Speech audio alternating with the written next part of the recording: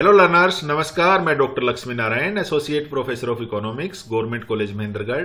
आज आपके सामने प्रस्तुत हूं मैक्रो इकोनॉमिक्स के एक important topic Samuelson model of trade cycle या सैमुअल्सन के व्यापार चक्र सिद्धांत के भाग एक के साथ। जैसा कि इससे पहले वाले वीडियो लेक्चर में हमने डिस्कस किया था कि व्यापार चक्र एक जटिल घटना है जो पूरी आर्थिक व्यवस्था को एक साथ प्रभावित करती है। अर्थात व्यापार चक्र के फलस्वरूप जो आर्थिक क्रियाएं हैं वो एक साथ प्रभावित होती हैं, जैसे कि उत्पादन का स्तर है, आय का स्तर है, उपभोग का स्तर है, निवेश का स्तर है, लाभ की दर का स्तर है, रेट ऑफ इंटरेस्ट हैं, उनको सबको एक साथ प्रभावित करती हैं।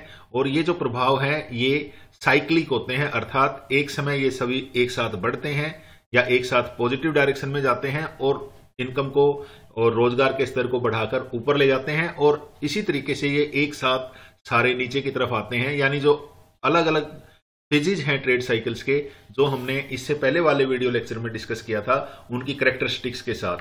अब अर्थशास्त्रियों के सामने एक इंपॉर्टेंट क्वेश्चन था कि इन व्यापार चक्रों के उत्पन्न होने के कारण क्या है। अगर हम थोड़ा सा हिस्टोरिकल पर्सपेक्टिव लें तो जो क्लासिकल इकोनॉमिस्ट थे, जो 19वीं शताब्दी के क्लासिकल इकोनॉमिस्ट थे, उनका ये मानना था कि अर्थव्यवस्था में से का नियम लागू होता है। से का नियम, बाजार नियम, ये कहता है कि अर्थव्यवस्था में मांग और पूर्ति एक समान बनी रहती है। तो वो व्यापार चक्रों की एक संतोषपूर्वक या सेटिस्फैक्टरी व्याख्या करने में असफल रहे थे। इसके पश्चात 20वीं शताब्दी के शुरू में अर्थशास्त्रियों ने 1900 और 1930 के बीच में इन व्यापार चक्रों को पढ़ने समझने के लिए बहुत सारे सिद्धांत प्रतिपादित किए। लेकिन जो उस समय की प्रचलित आर्थिक सोच थी, यानी जो क्लासिकल इकोनॉमिस्ट का ये विचार था कि अर्थव्यवस्था में संतुलन पूर्ण रोजगार के स्तर पर बना रहता है, तो जो इकोनॉमिस्ट इन व्यापार चक्रों की व्याख्या करते थे और जो क्लासिकल इकोनॉमिस्ट थे, उन दोनों की सोच कहीं एक जगह नहीं मिलती थी।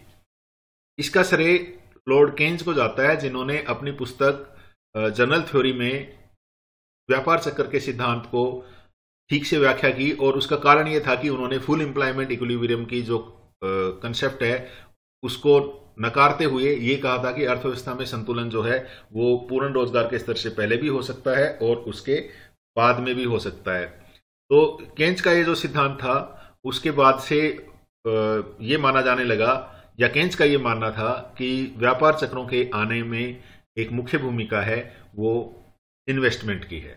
यानी किन्हीं कारणों से अगर निवेश बढ़ता है तो उसके फलस्वरूप आय में उससे अधिक वृद्धि होती है। इसी तरीके से निवेश में अगर कमी आती है तो आय में उससे अधिक कमी होती है। यानी अगर निवेश 100 करोड़ रुपए बढ़ता है तो आय हो सकता है 300 करोड़ बढ़ जाए, depending on value of multiplier. इस प्रकार केन्स हमें यह बताने में तो सक्सेसफुल रहा कि किस तरीके से निवेश में होने वाली वृद्धि इनकम जनरेशन की प्रोसेस को शुरू करेगी।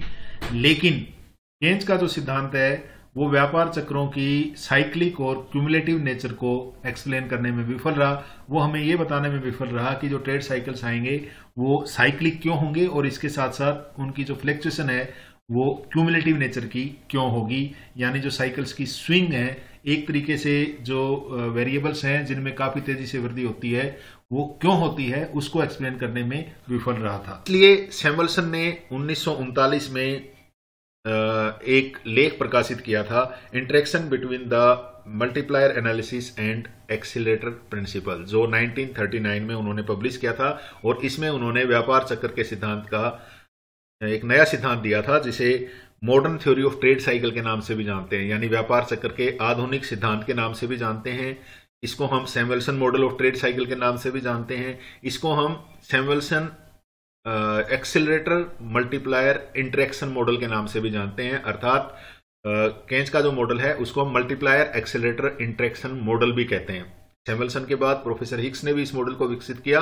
आज के इस वीडियो लेक्चर में हम डिस्कस करेंगे कि Samuelson model of trade cycle क्या है, सैमुअल्सन ट्रेड साइकिल को के कारण है, उनकी व्याख्या किस तरीके से करता है और किस तरीके से वो अपनी आर्गुमेंट बिल्ड करता है। चलिए शुरू करते हैं और जानने का प्रयास करते हैं कि सैमुअल्सन का व्यापार चक्र का सिद्धांत क्या है और किस तरीके से वो व्यापार चक्रों की व्याख्या करता है। चलिए शुरू करते हैं। सबसे पहले हमें यह जानना जरूरी है कि जैसा कि मैंने अभी बताया था, सैमुअल्सन का ये मानना था कि जो बिजनेस साइकिल उत्पन्न होने के जो कारण हैं केन्स के बाद के जो अर्थशास्त्री थे उन्होंने भी इन व्यापार चक्रों को एक्सप्लेन करने की कोशिश की, लेकिन अगर वो मल्टीप्लायर थ्योरी को यूज करते हैं सिर्फ, तो वो व्यापार चक्र की सही व्याख्या नहीं कर पाते हैं। इसी तरीके से अगर कुछ अर्थशास्त्री केवल एक्सेलरेशन प्रिंसिपल का यूज करते हैं तो भी वो बिजनेस साइकिल की जो एक्सप्लेनेशन है वो पूर्ण रूप से नहीं कर पाते हैं। अर्थात पॉल सैमुएल्सन का ये मानना था कि ना तो मल्टीप्लायर थ्योरी यानी गुणक का सिद्धांत और ना ही एक्सेलरेशन प्रिंसिपल यानी त्वरक का सिद्धांत अपने आप में व्यापार चक्रों में होने वाले परिवर्तनों यानी व्यापार चक्र के जो फ्लक्चुएशंस हैं उनको एक्सप्लेन करने में पूर्ण रूप से सफल नहीं है। इसलिए सैमुएल्सन ने प्रोपोज किया था मल्टीप्लायर एक्सीलरेटर मॉडल, जो हैंसन ने उससे पहले एक 3 सेक्टर क्लोज्ड इकोनॉमी का मॉडल दिया था, उसको आगे विकसित करते हुए इसको एक्सप्लेन किया था। तो इसको हम कई बार हैंसन सैमुएल्सन मॉडल के नाम से भी जानते हैं, Hansen Samuelson model of trade cycle. Samuelson का जो मॉडल था वो जो मल्टीप्लायर की कंसेप्ट है और एक्सेलरेशन की कंसेप्ट है, दोनों कंसेप्ट हम थोड़ी देर में डिस्कस करेंगे और आपने पहले दोनों पढ़ी हुई हैं, समझी हुई हैं। अगर आप और ज्यादा श्योर होना चाहते हैं तो इस लेक्चर को देखने से पहले या सैमुएल्सन के मॉडल को समझने से पहले आप मल्टीप्लायर और एक्सेलरेटर की जो थ्योरीज हैं उनको रिविजिट करें और एक बार देखें। हालांकि इस वीडियो लेक्चर में भी मैं उनको थोड़ा सा एक्सप्लेन करने का प्रयास करूंगा।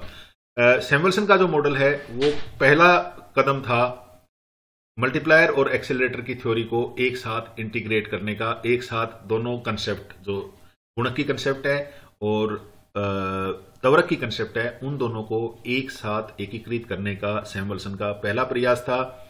सैमुएल्सन का मॉडल हमें यह दिखाता है कि किस तरीके से इन दोनों यंत्रों को, कौन से दो यंत्र, मल्टीप्लायर और एक्सेलरेटर, किस तरीके से दोनों को एकीकृत करते हुए इनकम को जनरेट किया जाता है ताकि कंजम्पशन भी बढ़े और इन्वेस्टमेंट की डिमांड भी बढ़े और जितना हम एक्सपेक्ट करते हैं उससे ज्यादा बढ़े।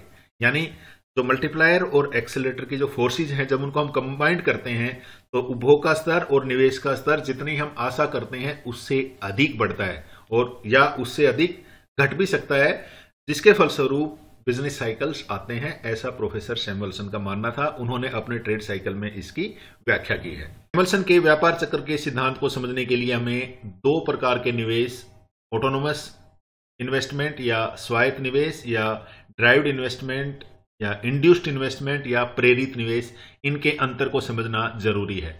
2 प्रकार के निवेशों के अंतर के आधार पर ही सैमुएल्सन का मॉडल जो है अपने बिल्डिंग ब्लॉक्स का निर्माण करता है। ऑटोनोमस इन्वेस्टमेंट, जिसको हिंदी में हम स्वायत्त निवेश या स्वतंत्र निवेश भी कहते हैं, वो निवेश है जो बाहरी जो फैक्टर्स हैं उनके कारण लिया जाता है, जैसे कि टेक्नोलॉजी में परिवर्तन हो गया, प्रोडक्शन प्रोसेस चेंज हुई, प्रोडक्शन मेथड्स चेंज हुए, यानी वो निवेश जो बिना किसी लाभ की प्रेरणा के लिए लिया जाता है। इसलिए हम इसको स्वतंत्र कहते हैं क्योंकि ये आय के स्तर से स्वतंत्र है। जीडीपी की अमाउंट या देश की राष्ट्रीय आय की अमाउंट कुछ भी हो, लेकिन ये निवेश उससे स्वतंत्र है, उसके ऊपर ये निर्भर नहीं करता है। बेसिकली जो स्वायत्त निवेश है वो इसलिए लिए जाते हैं क्योंकि इनको किसी व्यक्ति के लिए या किसी संगठन के लिए या किसी देश की सरकार के लिए एसेंशियल समझा जाता है, चाहे निवेश की मात्रा कुछ भी हो, लेकिन उनको ये इन्वेस्टमेंट लिया जाना जरूरी है। तो हम कह सकते हैं कि किसी देश की सरकार अगर मान लो किसी इंफ्रास्ट्रक्चर डेवलपमेंट में, नहरों पे, पुलों पे खर्च करती है, तो वो जो निवेश है वो लाभ की प्रेरणा के आधार पर नहीं लिया गया है, उसका उद्देश्य लाभ कमाना नहीं है, वो कुछ बेसिक नेसेसिटीज को पूरा करने के लिए किया गया है। तो इस प्रकार के निवेश को हम स्वायत्त निवेश, स्वतंत्र निवेश कह सकते हैं।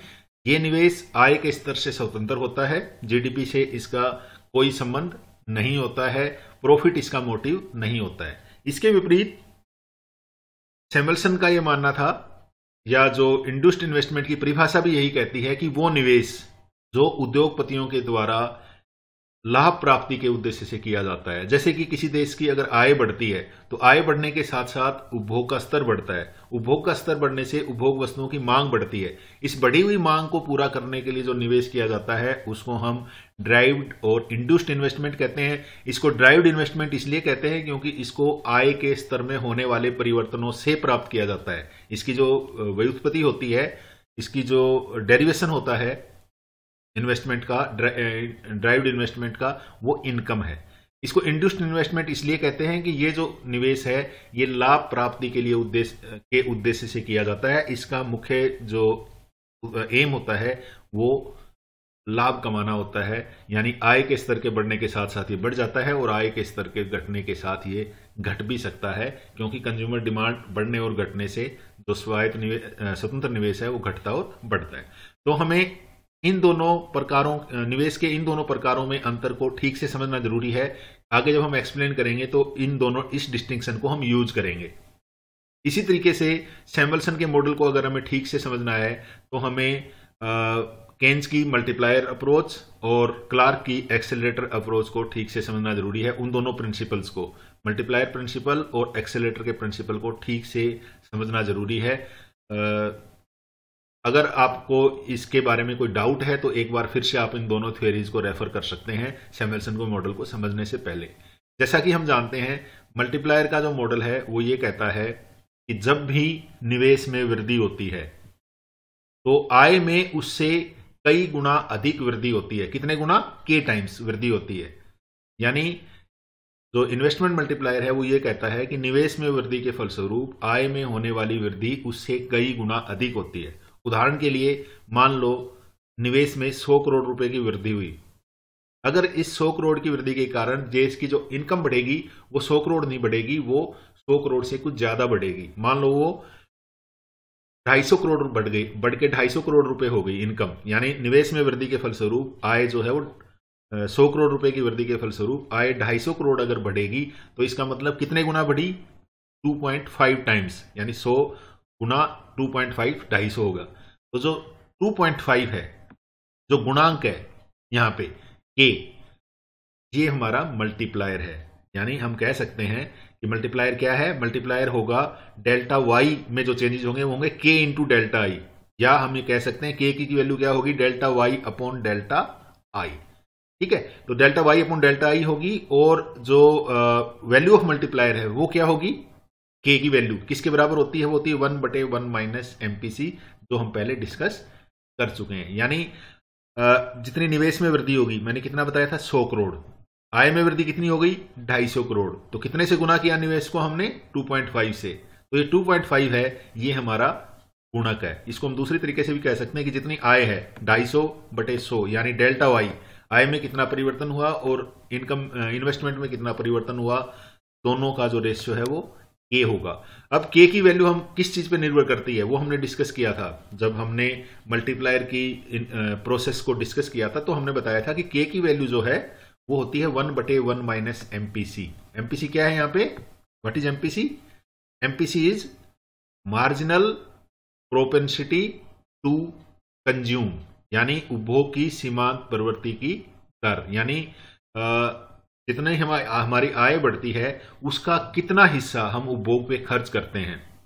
ठीक है, आय के बढ़ने का कितना हिस्सा हम उपभोग पे खर्च करते हैं। मान लो हमारी इनकम जो है वो 250 करोड़ बढ़ी। अब ये 250 की करोड़ इनकम बढ़ने से हमारा उपभोग 250 करोड़ नहीं बढ़ेगा, उपभोग 250 करोड़ से कम बढ़ेगा। कितना बढ़ेगा वो डिपेंड करता है कि हमारी प्रोपेंसिटी क्या है, कंज्यूम करने की हमारी प्रवृत्ति कितनी है, यानी हमारी आदत क्या है, जो आय का कितना हिस्सा खर्च करने की हमारी आदत है। मान लो हमारी आदत है कि हम आय का आधा भाग जो है वो खर्च कर लेते हैं, तो हमारा एमपीसी हो जाएगा 0.5, हाफ हो गया, 1/2 हो गया ना। तो इस तरीके से अगर k की वैल्यू हम इस हाइपोथेटिकल एग्जांपल के साथ माने कि एमपीसी हमारा 0.5 है, तो 1 divided by 1 minus 0.5 would be 2। ठीक है, तो इस तरीके से केन्स के इन्वेस्टमेंट मल्टीप्लायर को हम समझ सकते हैं। इन्वेस्टमेंट मल्टीप्लायर ये कहता है कि जब निवेश में वृद्धि होती है तो उसके फलस्वरूप आय में कई गुना वृद्धि हो जाती है। और ये जो निवेश में वृद्धि है ये बेसिकली केन्स का तो ये मानना था कि ये ऑटोनोमस इन्वेस्टमेंट होता है ज्यादातर, जिसमें वृद्धि के फलस्वरूप आय जो है वो कई गुना बढ़ जाती है। इसी तरीके से जिस तरीके से हमें मल्टीप्लायर की कंसेप्ट को समझना जरूरी है सैमुअल्सन के मॉडल को समझने से पहले, इसी तरीके से हमें क्लार्क की एक्सेलरेटर की अप्रोच को भी समझना जरूरी है, एक्सेलरेटर के प्रिंसिपल को समझना भी जरूरी है। एक्सेलरेटर का जो रिलेशनशिप है, एक्सेलरेटर जो है या जिसको हम त्वरक कहते हैं, त्वरक से शायद आप उसके मीनिंग से समझ जाएंगे। जैसे कि कोई गाड़ी हम चलाते हैं, पहले 1 किलोमीटर 10 की स्पीड से, अगला 1 किलोमीटर 12 की स्पीड से, फिर अगला 14 की स्पीड से, अगला 16 की स्पीड से। इसका मतलब हम एक्सेलरेट कर रहे हैं। यानी जो गति है उसको बढ़ा रहे हैं। तो एक्सेलरेशन का प्रिंसिपल जब हम इकोनॉमिक्स में इसको यूज करेंगे तो बेसिकली वो क्या है, वो चेंज इन इन्वेस्टमेंट और चेंज इन इनकम के रिलेशनशिप को बताता है। यानी किस तरीके से इन्वेस्टमेंट में होने वाले परिवर्तन और आय में होने वाले परिवर्तन एक दूसरे के साथ जुड़े हुए हैं। अब इसके मीनिंग को समझने के लिए, एक्सीलेटर के मीनिंग को समझने के लिए हमें यह समझना जरूरी है कि ये दोनों एक दूसरे से किस तरीके से जुड़े हुए होते हैं। इन दोनों का जो जुड़ाव है इन्वेस्टमेंट और चेंज इन इनकम का, उसकी एक बहुत बड़ा अजम्पशन है और वो अजम्पशन है एक्सेस कैपेसिटी का।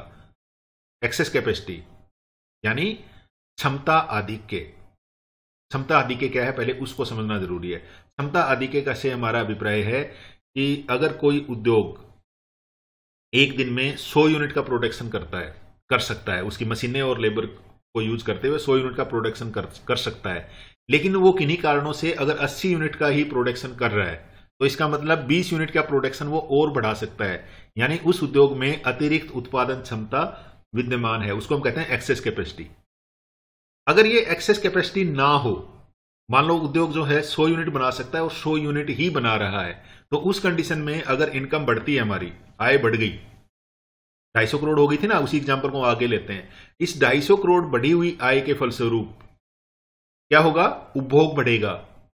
कितना बढ़ा था, 125 हमने उसकी वैल्यू जो ली थी। तो अगर मान लो एमपीसी 0.5 लेते हैं तो इनकम बढ़ने के कारण उपभोग बढ़ेगा।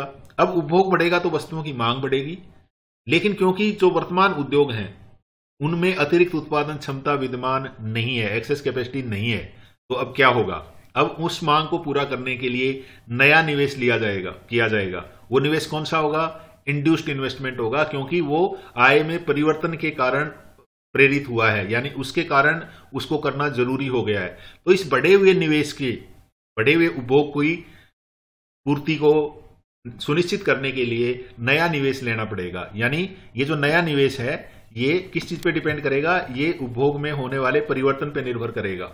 अब उपभोग में मान लो हमने एग्जांपल दिया कि 125 करोड़ की वृद्धि हुई, 250 करोड़ इनकम बढ़ने से उपभोग जो है 0.5 एमपीसी के साथ 125 करोड़ डिमांड बढ़ गई, हमारी उपभोग की डिमांड बढ़ जाएगी। इस डिमांड को वर्तमान उद्योग पूरा नहीं कर सकते, अब नया निवेश करना हमारे लिए जरूरी हो गया है। तो इस नए निवेश के लिए 125 करोड़ की पूर्ति के लिए कितना नया निवेश होगा, वो इस रिलेशनशिप से पे डिपेंड करेगा। Delta I is equal to delta C गुना एक फैक्टर है बीटा, यानी जिसको हम कैपिटल आउटपुट रेशियो भी कहते हैं। इसको भी समझना जरूरी है। मान लो हमें 1 करोड़ उपभोग वस्तुओं का उत्पादन करने के लिए 3 करोड़ का निवेश जरूरी है, तो जो हमारा बीटा की वैल्यू आएगी वो 3 आएगी। अब ये इस डाउट में नहीं रहना कि सर 1 करोड़ का हम उपभोग वस्तुएं बनेंगी लेकिन हम निवेश 3 करोड़ का कर रहे हैं, तो उसका क्या फायदा होगा, क्योंकि उपभोग की जो एज है वो 1 साल नहीं होती। वो अगर हम एक कारखाना स्थापित करते हैं, एक मशीन लगाते हैं, तो वो कई साल उत्पादन देती है। लेकिन किसी कंट्री का कैपिटल आउटपुट रेशियो क्या है, अगर मैंने 3:1 माना तो इसका मतलब ये हुआ कि 1 करोड़ वस्तु के उपभोग को बढ़ाने के लिए 3 करोड़ का निवेश जरूरी है। तो 125 करोड़ के लिए कितना जरूरी होगा, 3 से इसको गुना कर देंगे तो 375 करोड़ जरूरी है।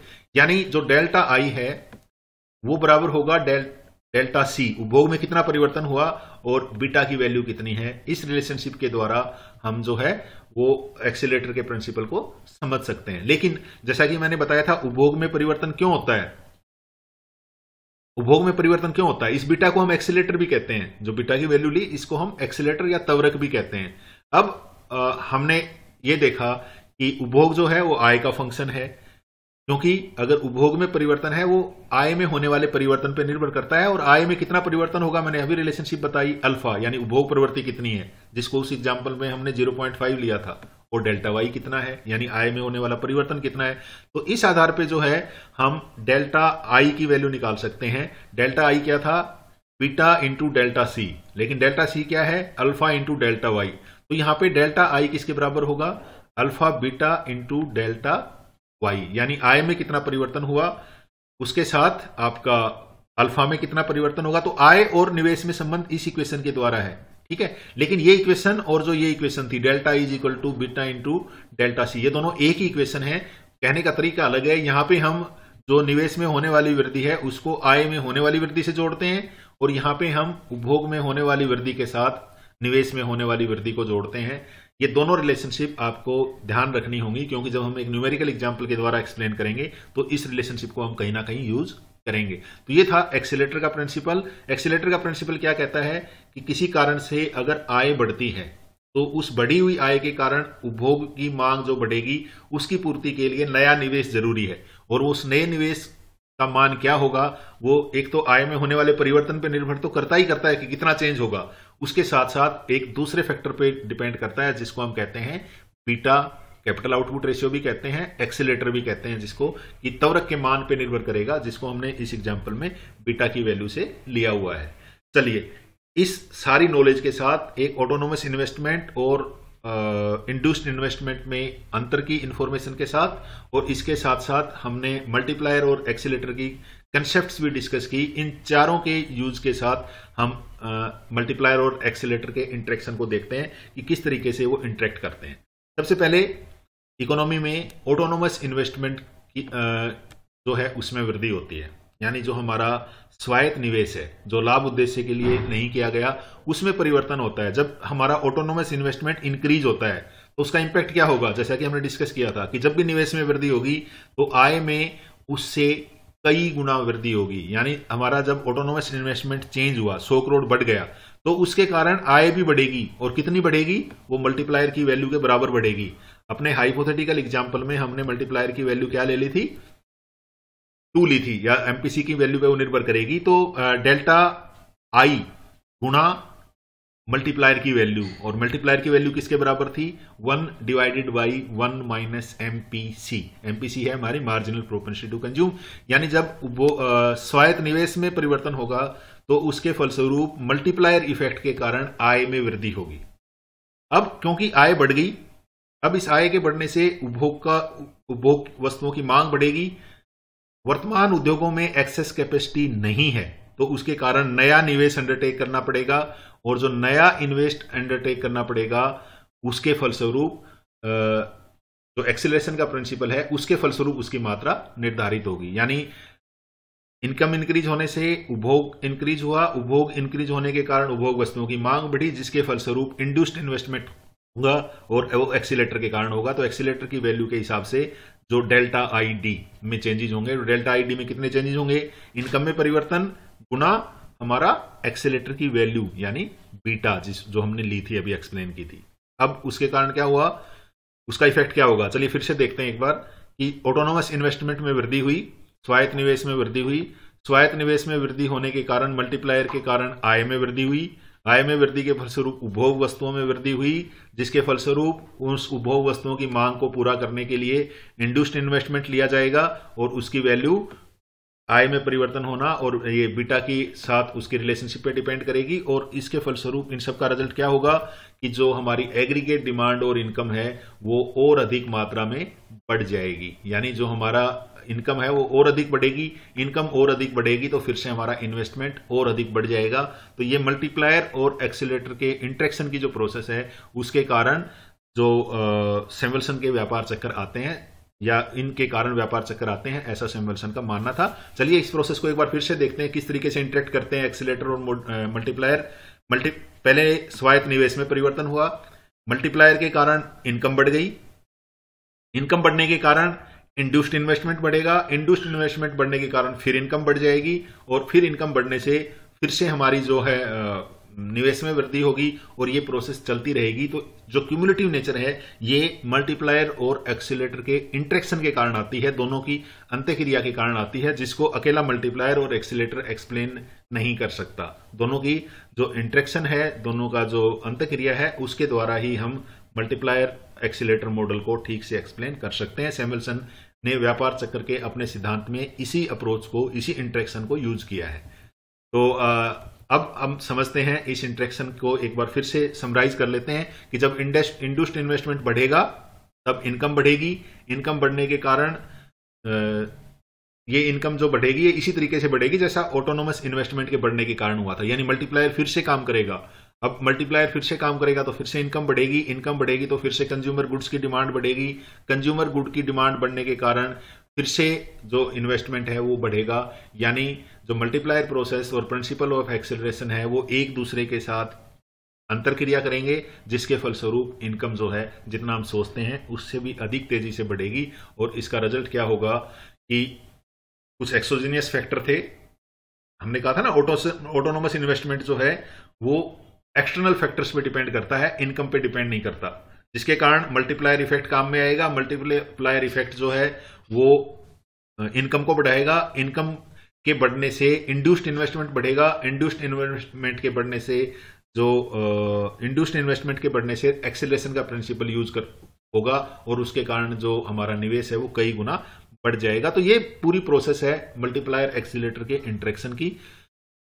अब ये जो मल्टीप्लायर एक्सीलेटर का इंटरेक्शन है ये कुछ मान्यताओं पर आधारित है। हिग्स ने कुछ मान्यताएं की हैं, उन मान्यताओं को हम देख लेते हैं। सबसे पहले तो आज का जो उपभोग है, यानी पीरियड टी का जो उपभोग है वो पीरियड T-1 की इनकम पे निर्भर करता है। यानी अगर मैं मान लूं कि अगर हमें 2021 का उपभोग देखना है तो हमें यह देखना पड़ेगा कि 2020 में हमारी आय कितनी थी।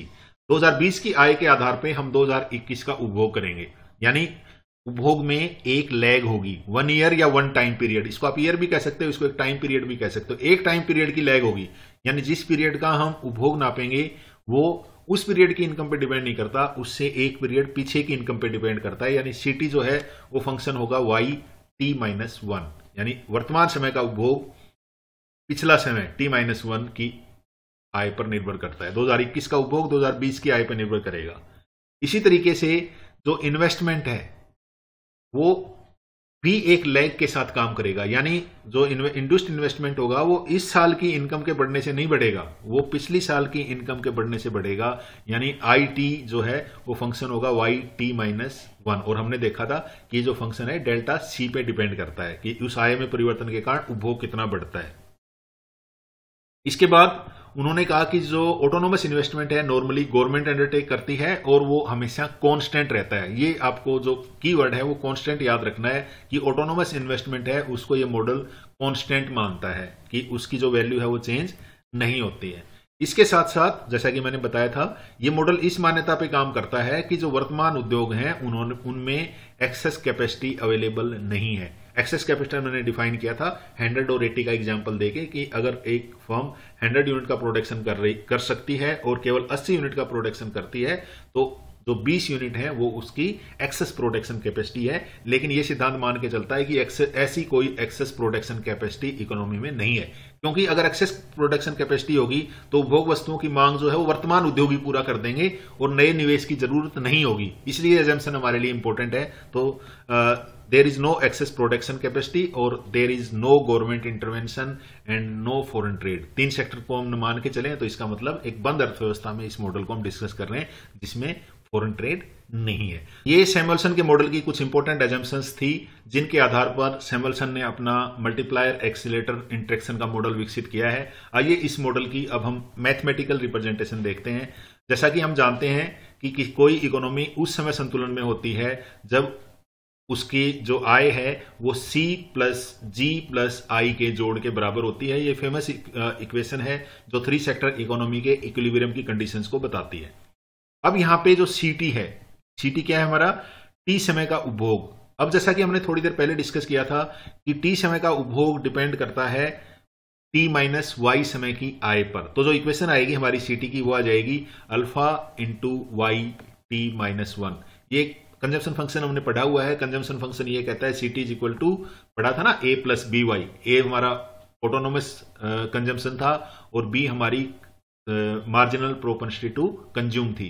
तो यहां पे हमने बी की जगह अल्फा लिया है। अल्फा क्या है हमारी MPC है, ठीक है। तो वर्तमान समय का उपभोग जो है वो उससे पहले वाले समय की आय पर निर्भर करता है और उसकी अल्फा टाइम्स वो होता है, यानी मार्जिनल प्रोपेंसिटी टू कंज्यूम से उसको मल्टीप्लाई कर देंगे एक साल पहले वाली आय की। यानी मान लो अगर मैं 2021 का उपभोग देखना है तो 2020 की आय को हम उपभोग प्रवृत्ति से गुणा करेंगे तो हमें 2021 के उपभोग की मात्रा का पता लग जाएगा। तो ये इक्वेशन 2 है।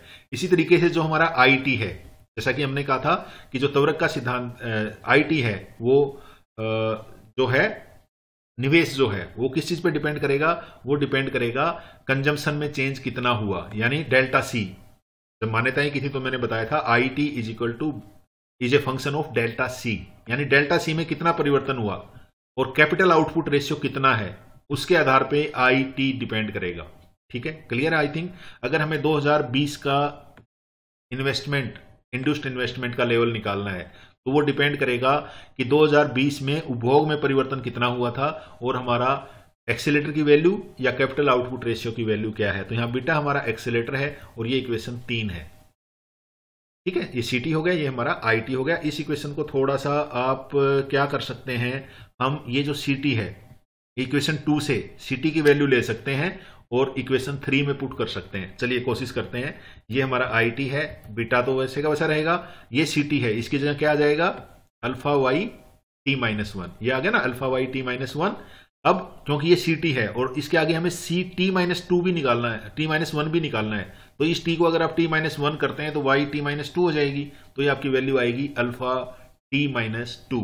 यानी 2020-21 का जो निवेश है वो डिपेंड करेगा 2020 की इनकम पे और 2019 की इनकम पे भी, दोनों पे डिपेंड करेगा। अल्फा इंटू 2020 की इनकम और अल्फा इंटू 2019 की इनकम, और इस रिलेशनशिप के द्वारा हम निकाल सकते हैं कि किस तरीके से निवेश की मात्रा जो है वो निर्भर करेगी। ये इक्वेशन 4 है। इक्वेशन 5 में इसको हमने थोड़ा सा ओपन कर दिया है, जो ब्रैकेट्स हैं उसको खोल दिया है। ब्रैकेट खोलने के बाद जो हमारी इक्वेशन आएगी वो इस तरीके की आएगी, बीटा से मल्टीप्लाई हो जाएंगी दोनों टर्म, सिंपल है। ये इक्वेशन हमारी 5 है। अब वाई टी के लिए हमें क्या चाहिए था, CT चाहिए था जो इक्वेशन 2 से मिला है, IT चाहिए था जो इक्वेशन 5 से है। तो 2 और 5 इक्वेशन हम आगे यूज करने वाले हैं। अब हम देखते हैं कि GT जो हमारा है वो स्वायत्त निवेश है, सरकार का खर्चा, सरकार, ये हमने मान लिया था सरकार का जो निवेश है वो स्वायत्त निवेश है और ये स्थिर रहेगा, इसमें कोई परिवर्तन नहीं आएंगे। ये मान लो इक्वेशन हमारी 6 है। अब इक्वेशन 2, 5 और 6 जिसमें हमने C, I और G की वैल्यू ली है, इनको अगर हम इक्वेशन 1 में पुट करते हैं, इक्वेशन 1 क्या थी, C plus I plus G, उसमें अगर पुट करते हैं तो YT किसके बराबर हो जाएगा, I प्लस C क्या थी हमारी, अल्फा वाई टी माइनस 1, और ये हमारा आ गया जो हमने I की वैल्यू ली थी निवेश की, यानी CY is equal to C plus I plus G। तो इस आधार पे हम जो है इस इक्वेशन को ड्रा कर सकते हैं, और ये इक्वेशन जो है ये हमारे लिए इंपॉर्टेंट है, क्योंकि इस इक्वेशन को जब हम इस वीडियो के इस टॉपिक का जो भाग 2 करेंगे तो इस इक्वेशन को हम यूज करने वाले हैं कि किस तरीके से इनकम जनरेशन की प्रोसेस को इसके द्वारा देखा जा सकता है। अब इस इक्वेशन से ये क्लियर है कि अगर हमें 2 समय की इनकम पता है, यानी हमें अगर 2021 की इनकम निकालनी है, अगर हमें 2020 की इनकम और 2019 की इनकम पता है, तो हम 2021 की इनकम को आसानी से निकाल सकते हैं। और इसी तरीके से अगर हमें 2021 की निकाल ली तो आगे की इनकम, या पीछे अगर हम जाएं तो पीछे की इनकम को भी निकाल सकते हैं। तो आगे की इनकम हम निकाल सकते हैं इस इक्वेशन को यूज करते हुए। इसलिए ये जो इक्वेशन है ये इनकम जनरेशन की जो प्रोसेस होगी इकोनॉमी में, मल्टीप्लायर और एक्सीलेटर के इंटरेक्शन के बाद, ये इंटरेक्ट कर रहे हैं यहाँ पे, इसके बाद जो इक्वेशन होगी उसको एक्सप्लेन करेगी। तो अगर हमें पीछे के 2 पीरियड की इनकम पता है तो आगे के हर पीरियड की इनकम को जो हम निकाल सकते हैं। और अगला जो वीडियो लेक्चर है उसमें हम इस इनकम जनरेशन प्रोसेस को सिमुलेट करके देखेंगे, अलग अलग वैल्यू लेके, अल्फा और बीटा की अगर अलग अलग वैल्यूज होंगी तो इनकम जनरेशन की प्रोसेस किस रास्ते को फॉलो करती है, उसका इनकम जनरेशन प्रोसेस का पाथ क्या होगा, वो हम डिस्कस करने वाले हैं इस वीडियो के, इस टॉपिक के जो भाग 2 का वीडियो लेक्चर होगा उसमें। आज के इस वीडियो लेक्चर में इतना ही। ये कुछ रेफरेंसेज हैं जो हमने यूज किए हैं, आप इनमें से किसी एक बुक को देख सकते हैं, एक से ज्यादा को भी देख सकते हैं, लेकिन किसी एक बुक से इसको रेफर कर सकते हैं। आज के इस वीडियो लेक्चर में इतना ही। आपके धैर्यपूर्वक सुनने के लिए धन्यवाद। पार्ट 2 में हम आगे क्वेश्चंस जो हैं वो पार्ट 2 में लेंगे, पार्ट 1 में उनको हम नहीं लेंगे। धन्यवाद।